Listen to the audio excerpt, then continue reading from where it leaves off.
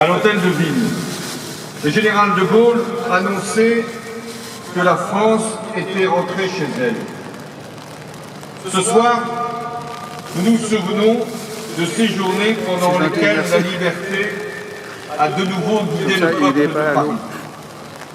C'était une délivrance pour la nation, mais ce fut aussi un espoir pour le monde entier. En effet, à l'annonce de la libération de Paris, les cloches de la cathédrale Saint-Paul à Londres résonnèrent pour la première fois depuis 1940. À l'annonce de la libération de Paris, on dansa à Rome, à Buenos Aires, à La Havane. En Australie, en Nouvelle-Zélande, les drapeaux furent déployés comme pour une fête nationale. Qu'est-ce que je peux faire? Et même dans la nuit des camps, dans ces lieux d'horreur, la nouvelle fut accueillie comme une lueur. On chanta même la Marseillaise à Buchenwald. Qu'est-ce que ça peut vous On pleura de joie et à Dachau. Pour la France, Paris libéré, c'était le signal de la victoire. Paris libéré par lui-même. Paris libéré par son peuple, avec le concours des armées de France. Pour les Parisiens, c'était la fin d'un calvaire qui avait duré trop longtemps, 4 années. 4 années durant lesquelles ils avaient vécu la soumission, l'occupation, la collaboration. 4 années de privation, d'exaction, d'humiliation. Mais 4 années aussi de lutte souterraine, d'action d'éclat et de préparation méticuleuse du soulèvement.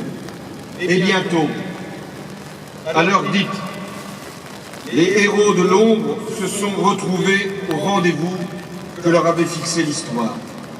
Ce rendez-vous, c'était le 10 août. Les cheminots se mirent en grève. Ce rendez-vous, c'était le 15 août. Ils étaient rejoints par les policiers. Puis le 18 août, alors que le dernier convoi de déportés de la région parisienne venait emporter 1600 sacrifiés vers les camps de la mort. Oui, ce jour-là, les services publics sont à l'arrêt. Rol Tanguy, le chef des FFI d'Île-de-France, appelle à la mobilisation générale et à l'insurrection nationale. Le 19, le drapeau français flotte sur la préfecture de police. C'est le début de la bataille. Des dizaines de milliers de Parisiens vont se soulever. Et ils avaient peu d'armes, mais beaucoup de courage. Leur fer de lance, si je puis dire, c'était les barricades. Et leur force était sans égale. En érigeant ces barricades, les Parisiens appelaient à leur secours les insurgés magnifiques des temps anciens. Ceux de 1789, quand Paris faisait la Révolution. Ceux de 1830, quand les restaurations étaient renversées. Ceux de 1848, quand la République renaissait. Ceux de 1870, quand la Commune prétendait inventer un monde nouveau. Mais leur soulèvement n'aurait pas suffi. Au 6e jour, les insurgés reçoivent l'aide décisive de la 2e DB du général Leclerc et de la 4e division d'infanterie américaine. Alors, de durs combats se déroulent pour réduire les dernières poches de résistance nazie au Sénat, place de la République, à la Concorde, à l'école militaire. 1000 FFI meurent durant cette semaine glorieuse. Mais l'essentiel est acquis. Et c'est entre des mains françaises, oui, des mains françaises, que le 25 août, von Scholtitz promet sa reddition. Ces mains sont celles du général Leclerc et du colonel Rol Tanguy. Et le 26 août, le lendemain, sur les Champs-Élysées, 1 million de Parisiens au moins accueillent en liesse le général de Gaulle et acclament les soldats de la 2e DB. Paris, libéré par lui-même, c'était la fierté reconquise d'un peuple, d'une ville, d'une nation, décidée à retrouver sa grandeur. Paris libéré, c'était la victoire de la France, de toute la France, celle des Français libres, celle des engagés de Londres, celle de la résistance, celle des cohortes bigarrées de Leclerc et de Delattre de Tassigny, celle des évadés de métropole, des dissidents de l'outre-mer, cette France à laquelle s'étaient ralliés les soldats d'Afrique, mais aussi les Allemands anti-nazis et les républicains espagnols de la Nueve, qui furent parmi les premiers à pénétrer dans Paris et auxquels je veux rendre hommage une nouvelle fois ce soir. C'est grâce à eux, à tout cela, que Paris a pu rester la capitale de la liberté, la ville des droits de l'homme et la cité de l'esprit. Et aujourd'hui, encore aujourd'hui, c'est toujours vers Paris que se tournent les peuples qui souffrent sous le joug des dictatures, que se dirigent les peuples qui luttent pour leur émancipation. C'est vers Paris que les démocraties demandent à être protégées de la terreur.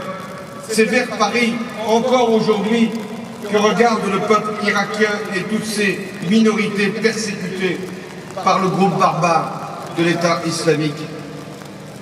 Et ces appels-là, nous devons aussi y répondre. Notre histoire nous le commande, au nom des valeurs que nous portons, mais aussi au nom de la solidarité qui doit unir tous les peuples libres, cette solidarité dont nous avons nous-mêmes bénéficié il y a 70 ans. Alors, à tous ceux qui dans ces pays sont engagés dans la construction de la démocratie, comme à tous ceux qui, chez nous, en Europe, se désespèrent des difficultés du moment, nous devons évoquer l'exemple de la France de l'été 1944. La France de l'été 1944, c'est un pays en ruine qui a trouvé la force en lui-même de se redresser. La France de 1944, ce sont des Françaises, des Français de toutes origines, de toutes croyances, de gauche, de droite, civils et militaires, jeunes et moins jeunes, qui se sont fédérés au nom de la République. Et pour faire quoi?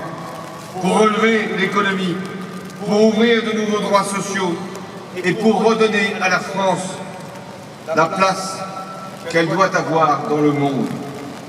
La France de 1944 fêtait le bonheur d'avoir retrouvé sa souveraineté. Mais ce n'était pas un bonheur égoïste, c'était le bonheur d'une nation rassemblée et ouverte. C'était le bonheur d'un peuple uni qui croyait de nouveau en son destin, en sa parole, en son avenir. C'était le bonheur qui donne confiance. La France de l'été 44, c'est une France qui se retrouve derrière un programme, celui du Conseil national de la résistance. Nous en sommes les héritiers. Les résistants voulaient une société juste qui conjugue tous les efforts pour lutter contre le fanatisme. Une société où les ambitions de l'entreprise légitime devaient être équilibrées par les garanties sociales. Aujourd'hui encore, toute notre action doit être consacrée à cet objectif, concentrée sur ce but, restaurer la compétitivité de la France pour assurer son indépendance et lutter contre les inégalités pour préserver la cohésion sociale. Mais nous n'obtiendrons rien sans effort, rien sans abnégation, rien sans courage. Il n'y a jamais de fatalité, mais dans les moments les plus difficiles, il y a toujours la volonté qui triomphe, l'unité qui permet d'avancer et la solidarité qui fait que nous sommes la France. C'est en croyant en notre avenir que nous pourrons l'inventer, cet avenir.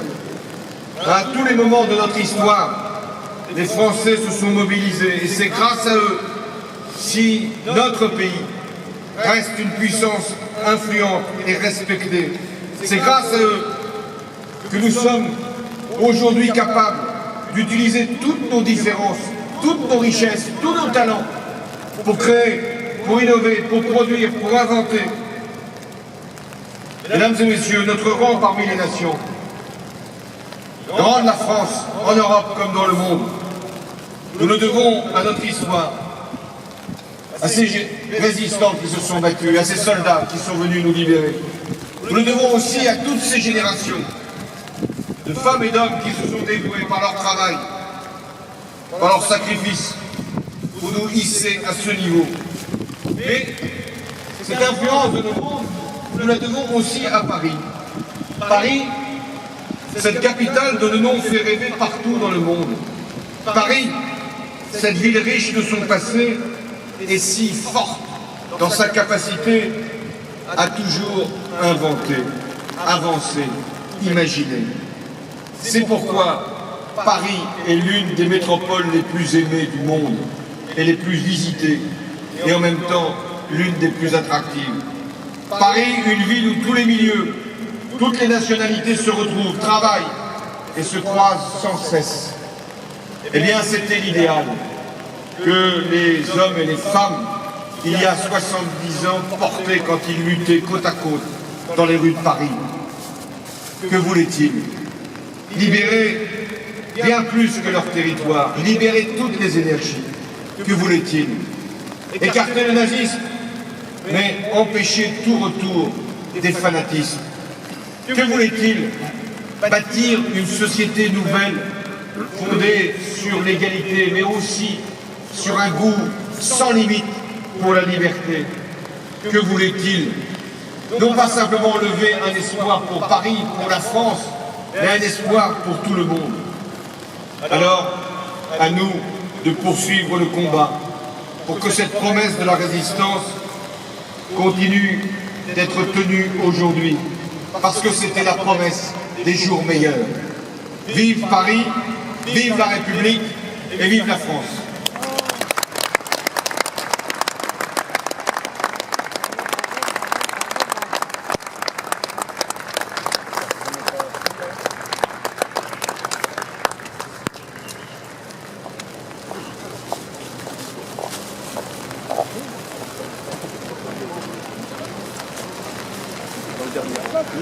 On va voir avec les parapluies.